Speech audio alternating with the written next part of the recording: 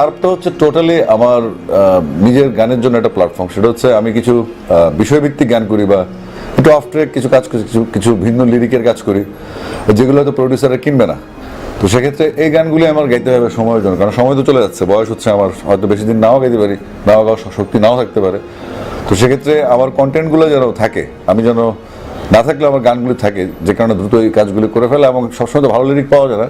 তো মার্জুক রাসেল এখন লিখছে, খুব অনেক লিখছে গান। তো মার্জুকের গান পাওয়া কিন্তু মুশকিল ব্যাপার। ঠিক তরুণ মুন্সিও একই ব্যাপার। তরুণ মুন্সি প্রায় 13 বছর পর আবার ইন্ডাস্ট্রিতে ব্যাক করেছেন। তো তরুণ মুন্সির লিরিক আমরা জানি, খোদা ভগবান ঈশ্বর বা কবিতা তুমি স্বপ্নের জন্য খবর নিও না, পদ্মপাতার জল, যেটা স্বার্থপর, অনেক বিখ্যাত বিখ্যাত গান আছে। তো উনি যখন এয়ারলাইন্সে জব করতেন ইনসিকিউর ছিলেন যে আসলে মিউজিকে কোনো আছে কিনা, মানে ফিউচার দেখতে পাচ্ছিলেন না।